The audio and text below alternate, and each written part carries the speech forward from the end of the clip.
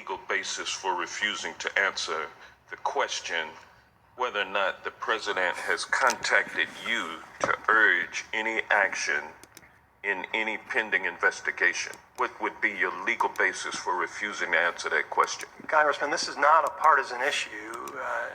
I worked in an investigation where the previous president encouraged the department to do an expeditious investigation.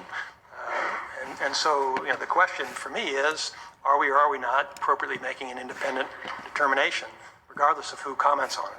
Well, my question, I respect your question, but my question is, has the president ever contacted you to urge action in any pending investigation? Yes or no? I have nothing further to say about it, Congressman.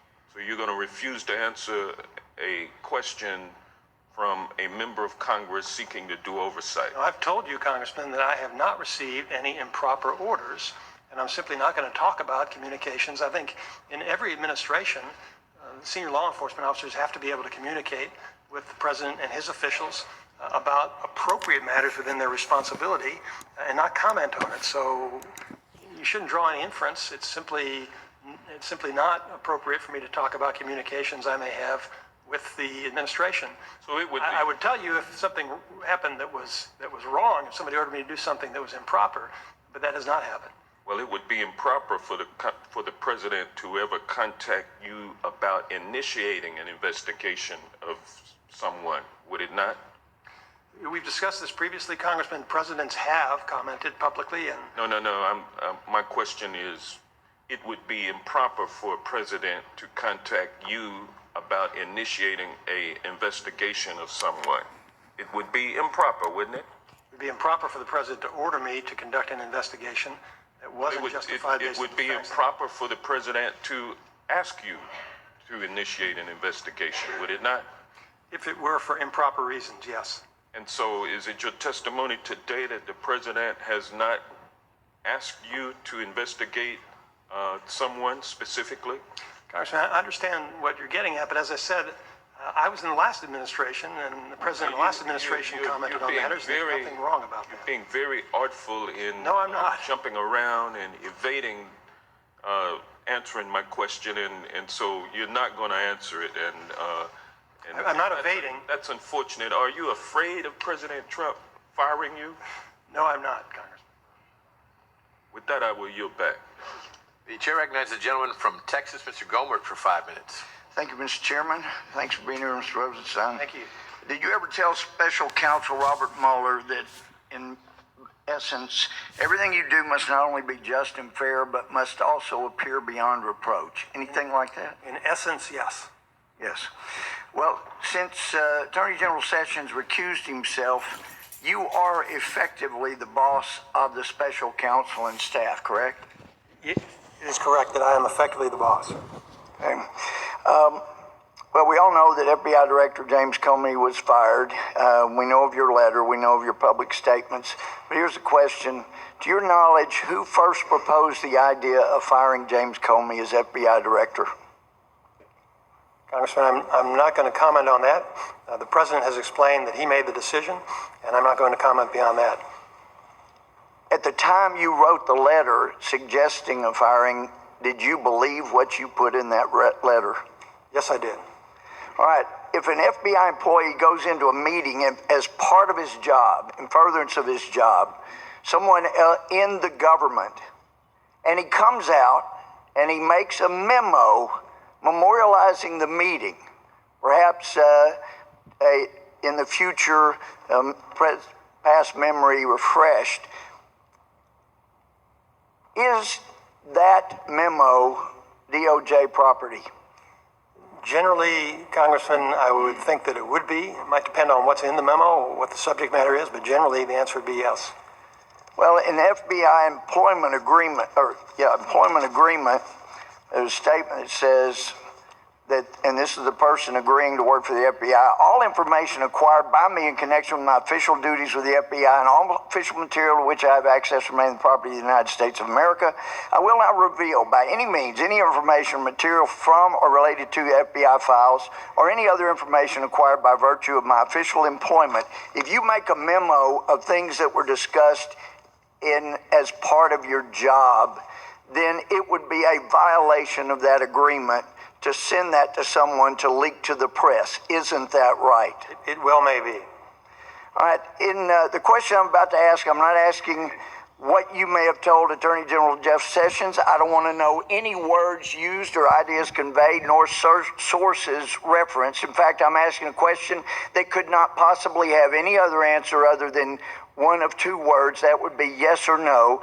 You are completely free to wholly answer this question with one of those two words, and neither word is privileged, confidential, or classified. Here's the question. As Attorney General Jeff Sessions' deputy, did you give Jeff Sessions any advice regarding whether or not he should recuse himself in the matter of the Russian investigation? Yes or no? No. Can I give a little bit of an explanation, Congressman? I appreciate you asking that question. I wasn't there. I was confirmed, I believe, on April 25th and took office on April 26th. I was not there at the time of the recusal. Right. And you ever talk to Bruce Orr? Yes. And wasn't he 4 doors down from yours? You know, I haven't counted, but he was down the hall. All right. And of course, he's been demoted over the relationship with Fusion GPS. And then, of course, we found out that his wife, Nellie, was a Russian expert and was paid by Fusion GPS through summer and fall of 2016, helping the Clinton campaign get apparently a dossier from the Russians. How well do you know the people that work on your hall? Well, it varies, Congressman. I think that's the precise answer. It varies. Some of them I know well, some of them I don't know as well. All right. Of course, everybody has some opinions, political opinions or otherwise. The key is not having those affect or bias you in the Department of Justice. Correct. Well, here is Mr. Strzok, some of his texts talking about Trump. He's an idiot like Trump. And Martin O'Malley's a D word. I'm not watching. I can't tell you how little I care right now. It's talking about the Republican convention, so much more substantive than the representative debates. He goes on, at some point, the Republican Party needs to pull their head out of their blank. Shows no sign of occurring anytime soon. Of course, he's, the F, we were told by Christopher Wray, stands for fidelity, but these were all made in the course of infidelity. And then he makes slurs against Kasich. It's just unbelievable. I truly hate these people. Talking about the Republicans. No support for the women who actually has to spend the rest of her life rearing this child, but we care about, quote, life. And then a-holes. How the F can he be a Republican? And on it goes. America will get what the voting public deserves. And that's what I'm afraid of. God, Hillary should win 100 million to 0. Did you hear him make a comment the size of... Anyway, this is not just political opinions. This is disgusting, unaccountable bias, and there's no way that could not affect a person's work. Were you aware of just how biased Mr. Strzok was? No, I was not. Thank you. One final thing.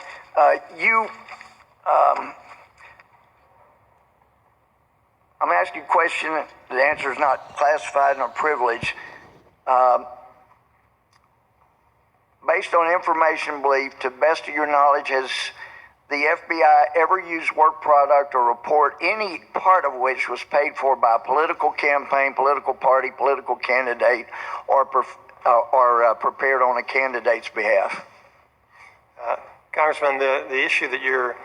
The time of the gentleman has expired. The witness may answer the question. I know that we're working with at least one committee, House Intelligence, that has access to that information. I believe that they'll get whatever information... Sir, I'm asking a general question. I'm not specific. The time of the gentleman has expired. But I'm asking you to answer the question in the form it was already presented. My personal knowledge, but I'm not representing... I don't know everything about the FBI. And, Mr. Chairman, point of personal privilege, since my character was slandered by Mr. Cohen, who said that we never challenged Mueller until he came after the administration, when he knows how tough I went after FBI Director Mueller. He's been here when I went after Mueller. While Bush was president, he knows I have been after him because of the damage he did, and what he stated about me is a lie. And I need the record to properly reflect that. The gentleman's comment is duly noted. The chair recognizes the gentlewoman from California, Ms. Bass, for 5 minutes. Thank you, Mr. Chairman.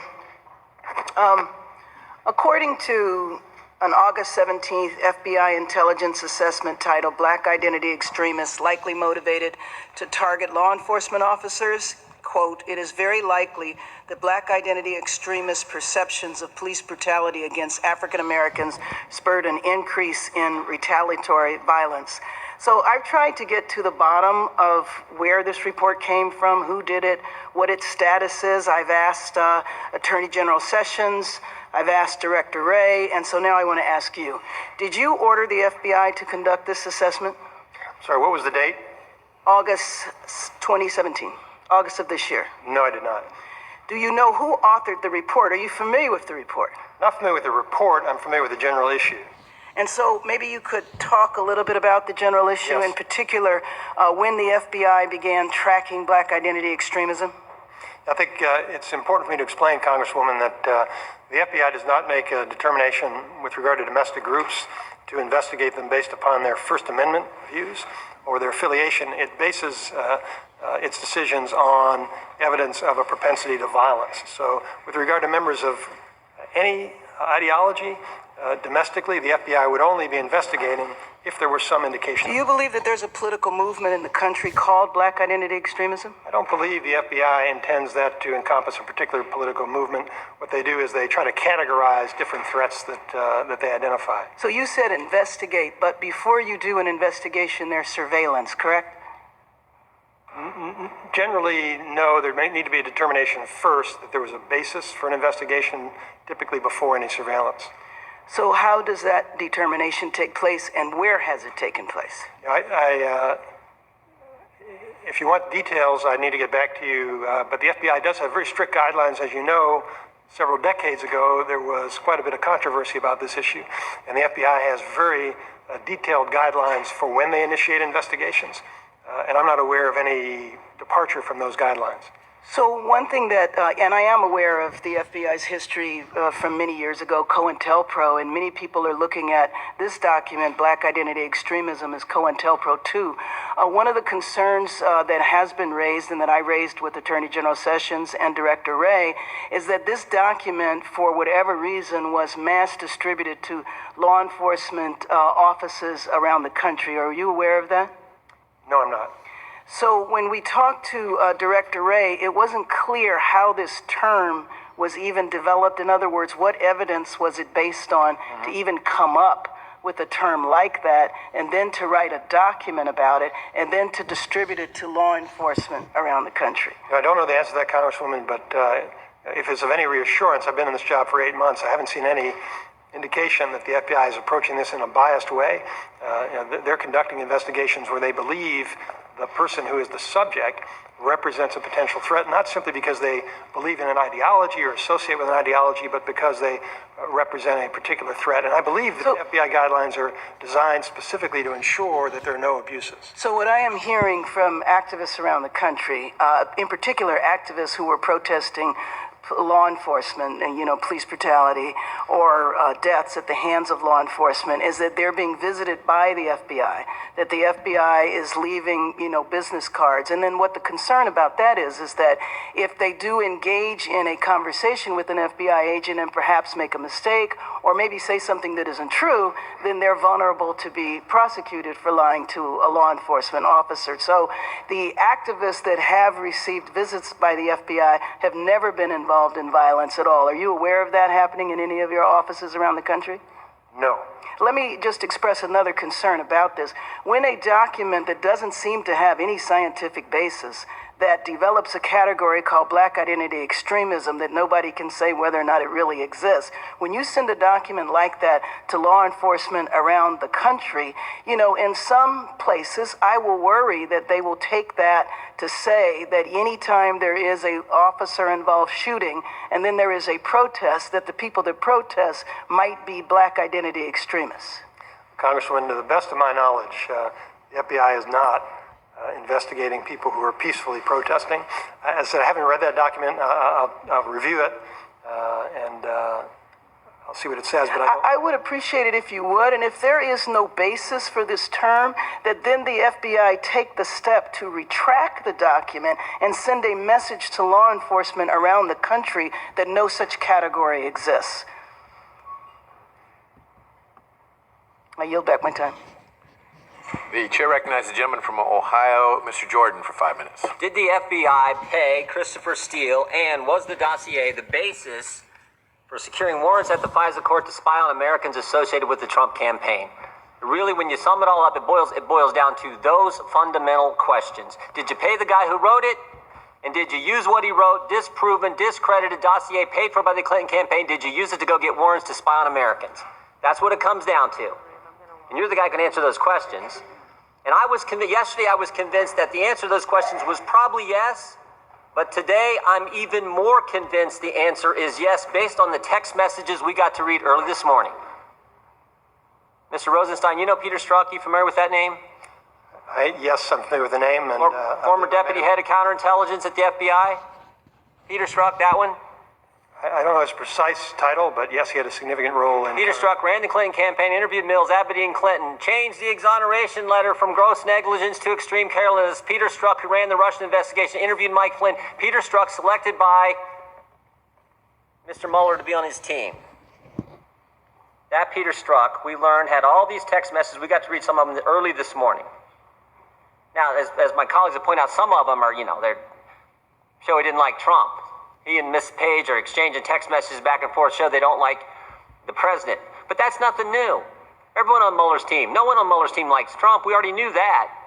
But I want to focus on one in particular. One in particular. And this is a text message from Mr. Strzok to Miss Page, recalling a conversation and a meeting that took place in Andrew McCabe's office, Deputy Director of the FBI, recalling a meeting earlier. And Mr. Strzok says this: I want to believe the path you threw out for consideration in Andy's office. Then there's a break. Dash, it says that there's no way he gets elected. No way Trump gets elected. He says, I want to believe that. You said that in the meeting in Andrew McCabe's office. I want to believe that. But then he goes, but I'm afraid we can't take that risk. Now this goes to intent. He says, we can't take the risk. The people of this great country might elect Donald Trump president. We can't take this risk. This is Peter Strzok, head of counterintelligence at the FBI. This is Peter Strzok, who I think had a hand in that dossier that was all dressed up and taken to the FISA court. He's saying we can't take the risk. We have to do something about it. Now, don't forget the timeline here either, Mr. Rosenstein. Peter Strzok, January 10th, he's the guy who changes the exoneration letter from gross negligence, criminal standard, to extreme carelessness. July 2nd, he's the guy who sets in on the Clinton interview. July 5th, 2016, that's when Comey has the press conference and says, we're not going to prosecute. Clinton's okay, we're not going to prosecute. And then August 2016, we have this text message. The same month that the Russian investigation is opened at the FBI, August 2016. And my guess is that's the same month that the application was taken to the FISA court to get the warrants to spy on Americans. Using this dossier that the Clinton campaign paid for, Democrats paid for, fake news, all dressed up, taken to the court. So I got really just a couple basic questions. Because it seems to me if the answer to any of those two questions, if the answer is yes, if you guys paid Christopher Steele at the same time the Democrats in the Clinton campaign were paying, or if you took the dossier, dressed it all up, took it to the FISA court, and used that as the basis to get warrants, and now we have intent in this text message saying, there's another text message, my colleague referenced it earlier, where Mr. Strzok says, I can protect our country at many levels. Says it with all the humility he could muster. I can protect our country at many levels. This guy thought he was Super Agent James Bond at the FBI. This is obvious. I'm afraid we can't take that risk. There's no way we can let the American people make Donald Trump the next president. I got to protect our country. This is unbelievable. And I'm here to tell you, Mr. Rosenstein, I think the public trust in this whole thing is gone. So it seems to me you got two things you can do. You're the guy in charge. You're the guy who picked Mueller. You're the guy who wrote the memo saying why he needed to fire Comey. You're the guy in charge. You could disband the Mueller special prosecutor, and you can do what we've all called for. Appoint a second special counsel to look into this, to look into Peter Strzok, Bruce Orr, everything else we've learned in the last several weeks. Yes, Congressman, and I can assure you that I consider it very important to make sure the thorough review is done, and our Inspector General is doing a thorough review. That's how we found those text messages as part of that review. You've given that answer like 15 times. Let me ask you this. Are you concerned? I mean, this is what a lot of Americans are believing right now, and I certainly do, that the Comey FBI and the Obama Justice Department worked with one campaign to go after the other campaign. That's what everything points to. Think about what we've learned in the last several weeks.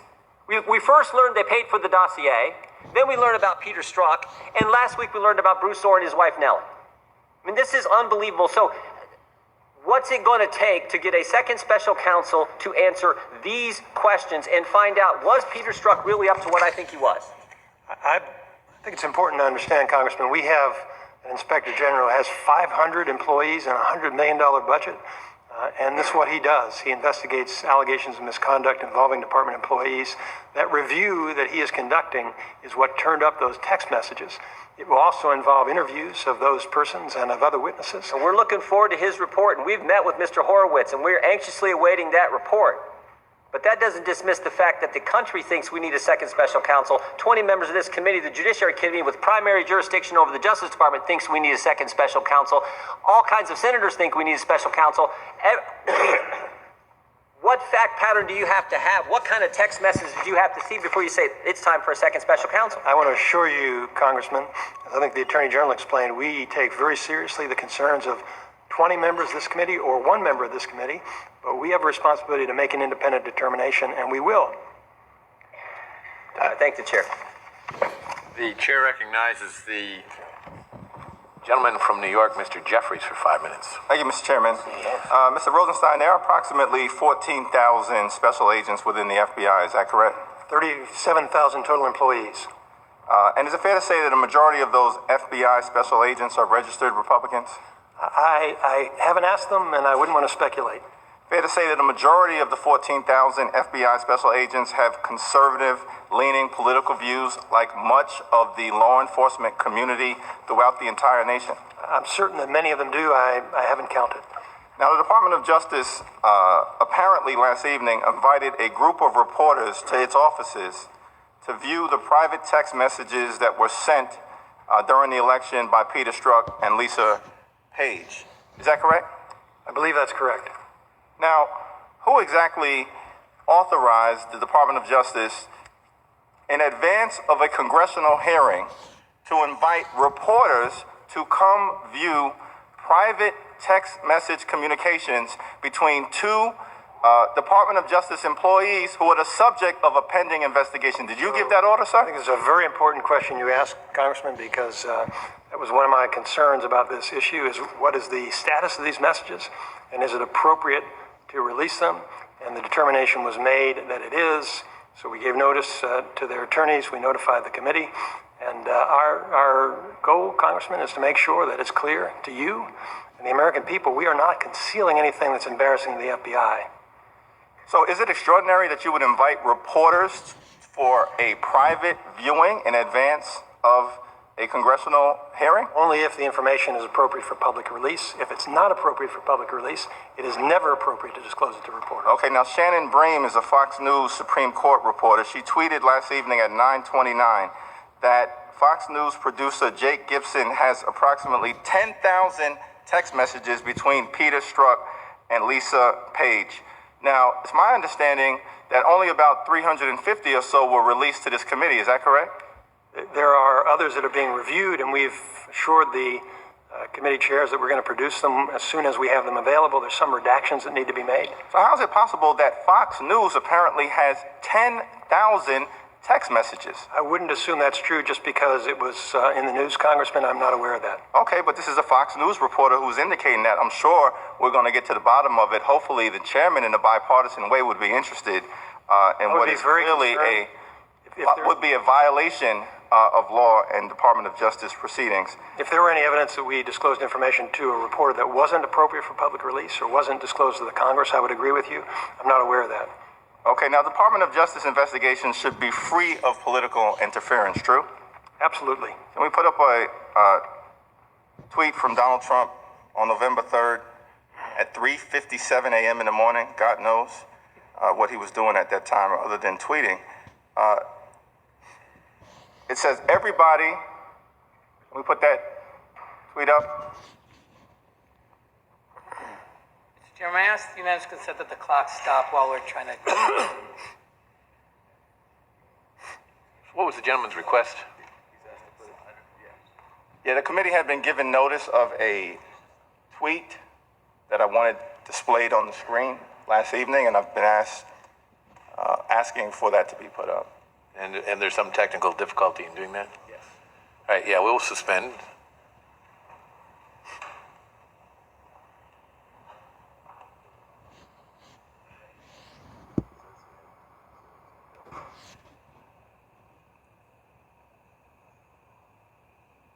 Mr. Chairman, I believe the gentleman had 1 minute and 45 seconds. We'll make sure he gets plenty of time. Thank you, Mr. Gates.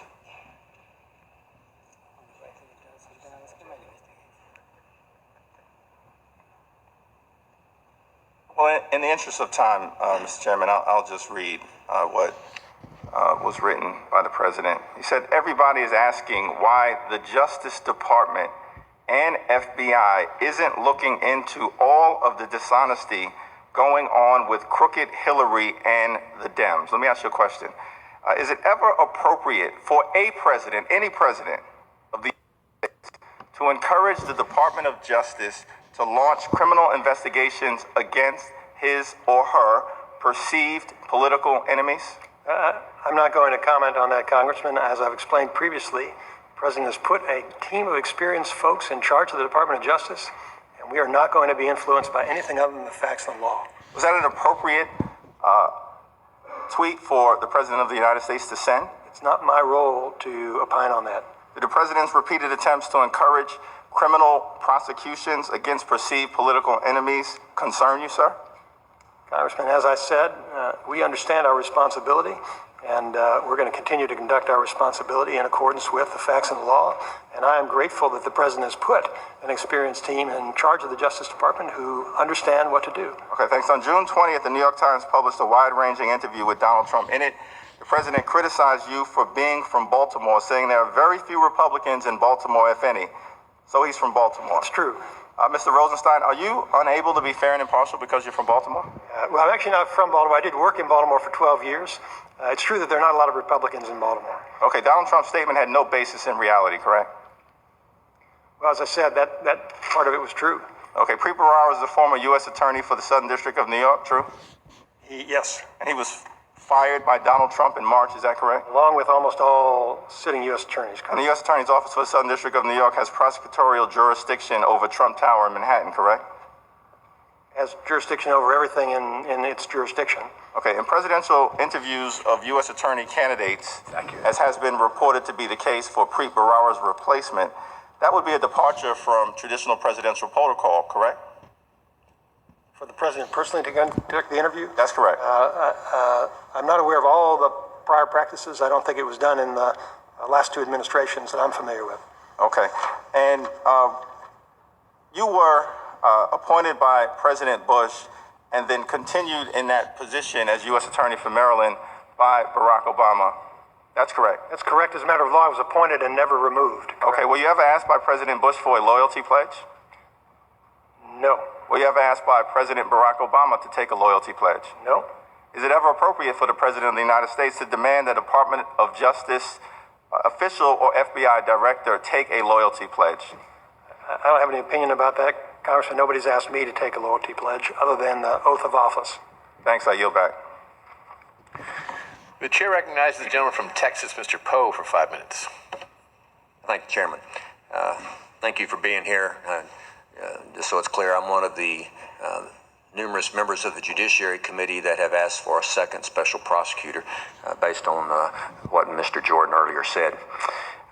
The Justice Department is responsible for investigating criminal conduct. Would that include criminal conduct by the NSA?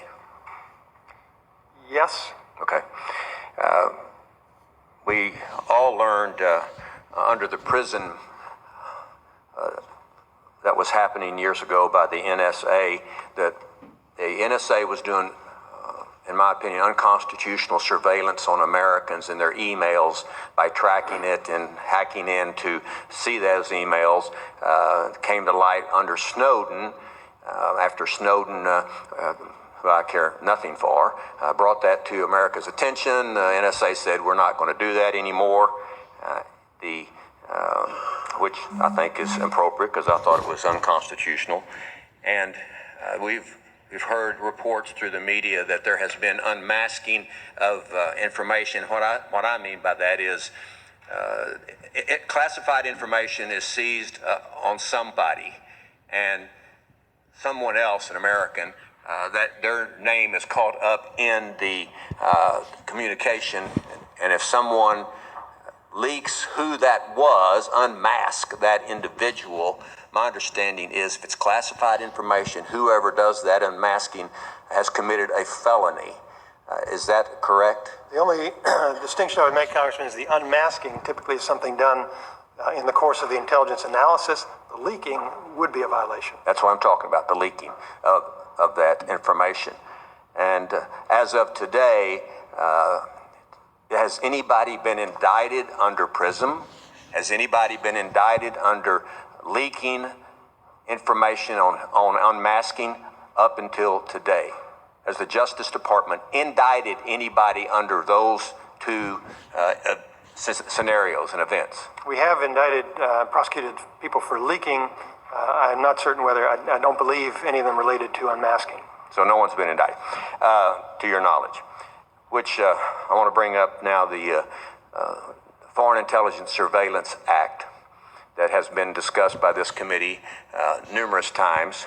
It's the law that allows secret courts to issue secret warrants to try to go get terrorists that are operating overseas and get their information. Does the Justice Department present those FISA warrants to a FISA judge? In situations where a warrant is required, yes, it needs to be obtained from a federal judge. That's right, but the Justice Department is responsible for that, is that correct? That's correct. Also under FISA, once again, Americans are brought into the scenario because you target a foreign terrorist and then you go after their emails and then you find emails of Americans, and those are inadvertently caught in the surveillance of the target.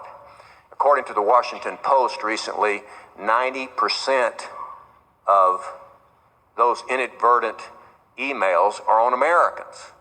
And my question to you is, why hasn't the Justice Department, the FBI, the intelligence community presented to Congress and our request that took place years ago, how many of those inadvertent emails, communications, text messages, conversations have been on Americans? We've been asked for the number. Do you know why that has not been brought to our attention? And let me just follow up with this reason. Here's the reason we need it. We're getting ready to maybe reauthorize 702, which I have a lot of problems with. I think it's unconstitutional in many other ways. But beside the point, here we are at a deadline getting ready to reauthorize it, and still the intelligence community refuses to tell us how many Americans' information has been seized. Can you tell us why we haven't gotten that information that we've asked for years? No, I testified at a hearing with Director Coates, who I think would be a more appropriate person to answer that because he has access to the data, and he has explained it. But I would simply point out that you use the term inadvertent. I think the term that we use is incidental. If you're Incidental, I don't mind the problem, the name of the my change. point is simply if you're investigating a foreign terrorist, knowing with whom that person is communicating is relevant to your investigation. And so it's not. That's not my question. My question was, we're getting ready to maybe reauthorize 702. I don't think we ought to reauthorize it until we find out from the intelligence community where there are no indictments that have been issued against the intelligence community based upon the statements that you have made to see whether or not they're violating the law, and they refuse to give this committee the information about how many people have been caught up in that. And it's been stonewalled by the intelligence community saying, well, we just can't do it. Why can't the intelligence community get some geek over at Best Buy and have them come in and answer that question with a few little taps into the big computer system? We just want the number. Time of the gentleman has expired. The witness may answer the question. As I explained, Congressman, I've heard Director Coates explain this, and he's better positioned than I. So we don't know. Still don't know. Thank you, Mr. Chairman. Chair, thanks, gentlemen. The gentleman from Illinois, Mr. Gutierrez, is recognized for 5 minutes. Thank you, Mr. Chairman. I'd like to ask you about sexual assault by the President of the United States of America. Over the past few days, echoing previous allegations made against the President in the past several years, at least 16 women have come forward to say that the President of the United States felt them up, kissed them without permission, put his hands under their clothing without permission, groped them, touched their genitalia, walked into dressing rooms unannounced to see them naked, and made other unwanted sexual advances that to everyone are clear violations of the law. Now, I believe the women, and I generally give the women and their word a lot of weight. And when the him in question is Donald Trump, there really should be no further discussion, because as everybody, regardless of their political affiliations or partisanship, can clearly see, we have a man in the presidency who has a very difficult relationship with the truth. In this case, we have women who were made to feel powerless and insignificant, who at great personal cost and risk have come forward. And I believe them. I do. Al Franken is resigning from the Senate. And it goes no further than this committee, where 2 senior members resigned because women came forward and made credible claims. That just happened last week. And others on this dais right now are among the additional members of the body who are credibly accused of misconduct.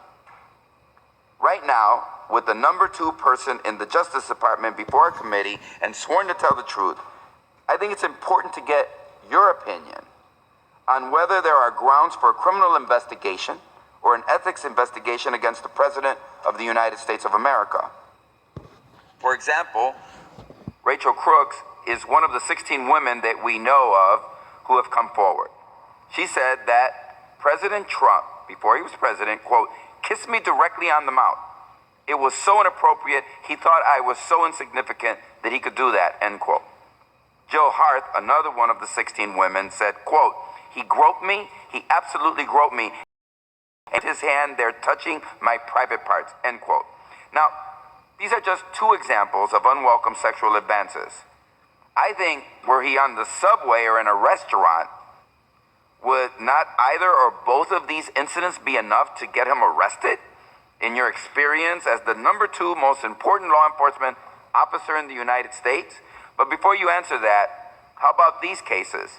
Christian Anderson in an interview said, quote, the person on my right, who unbeknownst to me at the time was Donald Trump, put their hand up my skirt. He did touch my vagina through my underwear, end quote. And Cassandra Cyril said he continually groped my ass and invited me to his hotel room, end quote. These are very serious allegations of crimes committed by the president, are they not? But before you answer the question, I think it's important to point out that these stories are corroborated by one of the most important witnesses of all. The president himself corroborates this. He told TV host Billy Bush when he was mic'd up for an interview with Entertainment Tonight, quote, I just start kissing them. It's like a magnet, just kiss. I don't even wait, And when you're a star, they let you do it. You can do anything. You continued, said, grab him by, and you know what he said. You can do anything, end quote. Samantha Hovley said on national television that when she was a contestant in a beauty contest, Trump would come back unannounced to the dressing room. And she tells her story, and once again, we have audio tape of the president corroborating this account when he told Howard Stern, well, quote, I'll tell you, the funny is that before a show, I'll go backstage and everyone's getting dressed and everything else, and you know, no men are anywhere, but I'm allowed to go in because I'm the owner. And he went on to say the chicks will be almost naked, end quote. Mr. Rosenstein, I see you as a law enforcement officer, and I value your opinion on these matters. Would it be appropriate for you to investigate these and other allegations of assault and unwanted sexual advances by the President of the United States? Congressman, I am happy to take any questions regarding oversight of the Department of Justice. With regard to that matter, any other allegation that you think warrants investigation, I would invite you to submit the evidence, and the department will review it if you believe there's a federal crime. That applies to any alleged violation by any person, and that's all I have to say about that. But, Mr. Rosenstein, you're the number 2 top law enforcement officer in the nation. Let me ask you, if a person on a train went and kissed a woman, is that a crime? If it's a federal crime, a federal train, it might be a federal crime, Congressman. Say it's Amtrak. Just not go and answer any.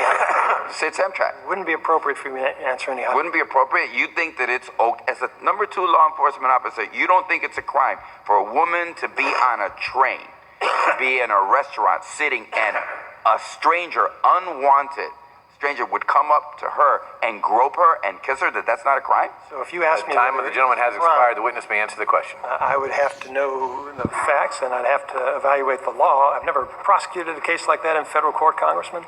But if you have an allegation by any person at any time, you should feel free to submit it. The women have made the allegation. The time of the gentleman has Listen expired. to them, The chair believe them. recognizes the gentleman from Pennsylvania, Mr. Marino, for 5 minutes. Thank you, Chairman. Deputy Attorney General, it's good to see you again. Thank you. We did a lot of good work together over the years. Yes, sir. And I'm proud of it, and I'm still proud to tell people that I was part of the Justice Department. I actually have a strong bias for the Justice Department. I know your character. I know what kind of man you are, and I have the most confidence in you that you will direct that agency to follow the rule of law and to see that everything is above board. 99% of the 0.99 of the people that I worked with there are good, honest law enforcement people, and I have ultimate respect for them. They helped me in many cases, even when I was a DA. I would like to ask you to clarify a procedure. And first of all, would you tell me if I'm right here? Special counsel is appointed by the Attorney General, or under the circumstances by you, and that special counsel reports to you. Correct. Am I correct in saying that an independent counsel is again appointed by the Attorney General or you, but that counsel is independent and not report to anyone in the essence of, can I do A, B, or C? Is that correct? Under the independent counsel statute that lapsed in 1999, the appointment would actually be made by a federal judge, so there would be no role for the department in the selection or oversight. DOJ wouldn't be involved in it at all. Correct. Good. Let's talk a moment about, I've been in many interviews with FBI agents, DEA agents, concerning potential cases. And what I've seen handled was above board, but wouldn't you explain to the committee what a 302 is? Yes, a 302 is simply the form number for an FBI interview report. So after conducting a witness interview, an FBI agent would write a summary of the interview, and we refer to that as a Form 302. And during that, during an interview, whether it's done by attorneys or investigators at the Department of Justice, or it's done back in my district in the middle of Pennsylvania, at some point, is there usually an assistant U.S. attorney present in those interviews? There's no rule against it, Congressman, but typically not. I would say the majority of interviews would be conducted by two agents without a prosecutor. Who makes the final determination on whether immunity is granted? Is that by the U.S. Attorney or the Attorney at Justice Department who could perhaps be handling that case? That's correct. It would be a prosecutor who would need to make that determination, and depending upon what type of immunity, it might require a higher level of review. And before any immunity is given to anyone, whether it's absolute or not, we in law enforcement look for a proffer. Is that correct? From that individual or their attorney? What are you going to tell us that why should we give you immunity? We have a strong preference for obtaining a proffer prior to any grant of immunity. We don't always do it, but we have a strong preference for it. I have never been in a situation, and perhaps it's not unique, where immunity has been given where there has not been a proffer. Is that, would that be an extreme, unusual situation where someone would say, get their immunity, but we have no idea what they're going to say? I wouldn't want to characterize it, Congressman, as a U.S. attorney. I had to approve formal immunity, and in the majority of the cases, there had been a proffer. If there wasn't a proffer, I typically would ask why. So I can't characterize what percentage of cases might fall into that category. And also, any evidence that would be collected, such as laptops, computers, things of that nature, pursuant to the investigation. Again, there would be a thorough investigation of that equipment before immunity would be given to someone. It would depend upon the circumstances, Congressman. We'd have to make a determination of whether we believed what was the data might be relevant to the decision. Right. But there is we just don't give blanket immunity because someone asked for it, or just to get them in to talk. We should not give immunity just because somebody asked for it, correct? That's all I have. Thank you very much for being here, and I know you will keep an eye on things and keep everything above board. It's a pleasure to see you again. I yield back. Likewise, thank you. I thank the gentleman. The chair recognizes the gentleman from Florida, Mr. Deutsch. Thank you, Mr. Chairman. Thank you for being here. There's been a lot of talk about dates and timelines. I'd like to actually just walk through, for the benefit of my colleagues, just a short timeline from this year. In January, the FBI, CIA, and NSA concluded the following, and I quote, "We assess Russian President Vladimir Putin ordered an influence campaign in 2016 aimed at the U.S. presidential election. Russia's goals were to undermine public faith in the U.S. democratic process, denigrate Secretary Clinton, and harm her electability and potential presidency. We further assess Putin and the Russian government developed a clear preference for President-elect Trump." Close quote. Mr. Rosenstein, do you have any reason to dispute that? No. In January, on January 24th, Michael Flynn denied to the FBI agents that he discussed U.S. sanctions with Russia before he took office. On January 26th, Acting Attorney General Sally Yates told the White House counsel that Flynn lied about the nature of his calls with Kislyak and is vulnerable to blackmail. On February 13th of this year, Flynn resigned over his conversations with the vice president. On February 15th, public reports of telephone records that show that members of the Trump campaign and other Trump associates had repeated contacts with senior Russian intelligence officials in the year before the election. On March 16th, documents released by Representative Cummings show that Flynn received $33,750 from Russia's state-owned TV for a speech that he made in Moscow. On March 20th, the FBI director acknowledged an investigation into possible collusion between the Trump campaign and Russia. On May 9th, the president fired the FBI director. On May 10th, Trump met with Russian diplomats in the White House and revealed classified information and told them that he fired the head of the FBI, called him a nut job, and said, and I quote, "I face great pressure because of Russia. That's taken off," close quote. On May 11th, the president told NBC News that the Russia thing with Trump and Russia is a made-up story.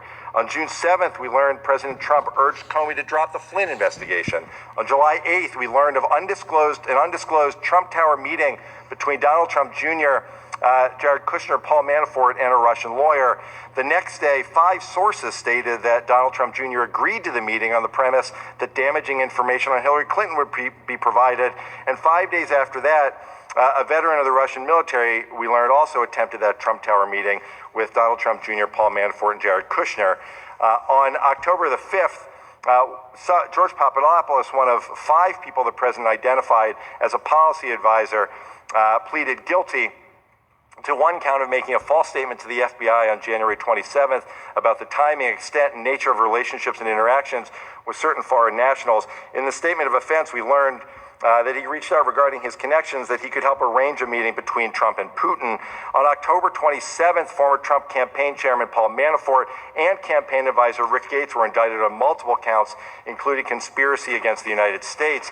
In November, the President of the United States met with Vladimir Putin and said, and I quote, "He said he didn't meddle. He said he didn't meddle. I asked him again. You can only ask so many times. Every time he sees me, he says, I didn't do that, and I really believe that. When he tells me that, he means it." The President went on to say, I mean, give me a break, talking about the national security folks who put together that report that I quoted earlier. Give me a break. They are political hacks. On December 1st, former National Security Advisor Mike Flynn pleaded guilty to one count of making a false statement to the FBI about conversations he had with the Russian ambassador regarding sanctions. This is a little walk through what happened over the past year. I would like to ask you, Mr. Rosenstein, I'd like to quote some of my colleagues from this committee. One of them said that the special counsel's investigation into whether the Trump campaign assisted in its effort to interfere in the election is actually an attempt to overthrow the government of the United States. Do you believe that, Mr. Rosenstein? No. He said we're at risk of a coup d'etat in this country if we allow an unaccountable person. Is the special counsel unaccountable here? No, he's not unaccountable. He went on to say with no oversight. Is there no oversight at all with the special counsel? There is oversight. And then he went on to say that if we allow an unaccountable person with no oversight to undermine the duly elected President of the United States, is pursuing the rule of law undermining the duly elected President of the United States, Mr. Rosenstein? No, it is not. One of my other colleagues said we've got to clean this town up. He talked about firing Mueller. One of our former colleagues on this committee accused Mueller of having a vendetta against President Trump because he fired James Comey. Mr. Rosenstein, do you believe that he has a vendetta against the president? No, I do not. I would just conclude that this little walk through this 1 year in American history makes it impossible to understand how it is that my colleagues on the other side continue to launch attacks not only against reporters, against the FBI, against the special counsel, but they do so to throw dirt on this story, to make it try to go away. They may want to bury their heads in the sand, but Mr. Chairman, I want to make clear that they will not bury the rule of law in the United States of America, and I yield back. The gentleman's time has expired. The chair recognizes the gentleman from South Carolina, Mr. Gowdy, for 5 minutes. Thank you, Judge Poe. There are a lot of issues that I would like to ask you about, Mr. Deputy Attorney General. We had a terrorist incident in New York this week. We have 702 reauthorization that is pending in Congress. Gun violence, the opioid epidemic, criminal justice reform. But when I go home to South Carolina this weekend, trust me when I tell you, no one is going to ask me about any of those issues. They're going to ask me, what in the hell is going on with the Department of Justice and the FBI? The reason we have special counsel, this is a very important point, and you know it, the reason we have special counsel is because of a conflict of interest. The regulation itself specifically makes reference to a conflict of interest. And we don't like conflicts of interest because it undercuts people's confidence in both the process and the result. So let's be really clear why we have special counsel. There was either a real or perceived conflict of interest that we were fearful would either impact the result or people's confidence in the process. That's why we have something called special counsel, and that's why we have special counsel in this fact pattern. And then lo and behold, those who are supposed to make sure there are no conflicts of interest seem to have a few of their own. There's a senior prosecutor who sent obsequious emails to a fact witness. She can be described as nothing other than a fact witness. She's a really important fact witness if you pursue the line of inquiry that my Democrat friends want to pursue. They got off of collusion and now they're on obstruction of justice. She may be the most important fact witness in an obstruction of justice case. And the senior prosecutor for this conflict of interest-free special counsel sent a fawning, obsequious email to to a fact witness. And then we have prosecutors assigned to conduct this investigation who donated almost exclusively to one candidate over another. And then we have a prosecutor assigned to this conflict of interest-free team that attended what was supposed to be, what he'd hoped to be, a victory party for Secretary Clinton. And we have a senior DOJ official, Mr. Deputy Attorney General, with an office that used to be 2 doors down from yours, meeting with Fusion GPS. And Fusion GPS, of course, was paying for Russian dirt on the very person that they're supposed to be objectively investigating. And then that same senior DOJ official's wife, the one that met with Fusion GPS, his wife was on the payroll of Fusion GPS. And then we have a senior agent assigned to investigate Secretary Clinton's email, help draft the exoneration letter where we changed the language from grossly negligent to extremely careless, interviewed Secretary Clinton in an interview I've never seen, and I doubt you have either in your career as a prosecutor, interviewed Michael Flynn, who was actively involved in the investigation into the Trump campaign before the Inspector General found his text. So this agent, in the middle of almost everything related to Secretary Clinton and President Trump, sent pro-Clinton texts, anti-Trump texts to his paramour in response to being told maybe he is where he is to protect the country from that menace, Donald Trump. He said, I can protect our country at many levels. And then he said Hillary Clinton should win 100 million to nothing. Now think about that, Mr. Deputy Attorney General. That's a pretty overwhelming victory. 100 million to zero. And when I read that last night, what I thought was this conflict of interest free senior agent of the FBI can't think of a single solitary American who would vote for Donald Trump. That's where the zero comes in. Not a single solitary American he can imagine would vote for Donald Trump. This is the conflict of interest free special agent assigned. And then he went on, if that weren't enough, to belittle Trump supporters by saying he could smell them at a Walmart in Virginia. This is the person we needed to avoid a conflict of interest. And then he said this, they fully deserve to go and demonstrate the absolute bigoted nonsense of Trump. But he wasn't content to just disparage Donald Trump. He had to disparage Donald Trump's family. This is what he said, Mr. Deputy Attorney General. He said the douchebags are about to come out. He's talking about our First Lady and children. This conflict of interest-free special agent of the FBI. This is who we were told we needed to have an objective, impartial, fair, conflict of interest-free investigation. So he's openly pulling for the candidate he had a role in clearing, and he's openly investigating a candidate that he has bias against. And then if that's not enough, he says Trump is an effing idiot. What the F just happened to our country? This is the same man that said he would save our country. What happens when people who are supposed to cure the conflict of interest have even greater conflicts of interest than those they replace? That's not a rhetorical question. You nor I nor anyone else would ever sit Peter Strzok on a jury. We wouldn't have him objectively, dispassionately investigate anything, knowing what we know now. Why didn't we know it ahead of time? And my last question, my final question to you, and I appreciate the chairman's patience, how would you help me answer that question when I go back to South Carolina this weekend?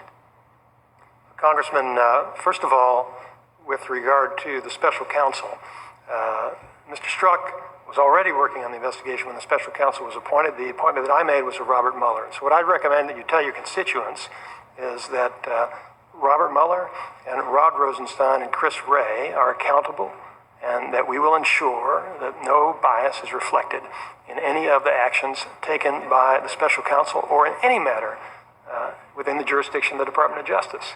When we have evidence of any inappropriate conduct, we're going to take action on it. And that's what Mr. Mueller did here. As soon as he learned about this issue, he took action. And that's what I anticipate that the rest of our prosecutors, our new group of U.S. attorneys, our Justice Department appointees, They understand the rules and they understand the responsibility to defend the integrity of the department. And if they find evidence of improper conduct, they're going to take action. So, Congressman, that's the best assurance I can give you. But actually, there's one other point, which is you should tell your constituents that we exposed this issue because we're ensuring that the Inspector General conducts a thorough and effective investigation. And if there is any evidence of impropriety, he's going to surface it and report about it publicly. I'll try. Time of the gentleman has expired. The chair recognizes the gentleman from Rhode Island, Mr. Cicilline, for 5 minutes. Thank you, Mr. Chairman. Thank you, Mr. Rosenstein. In February,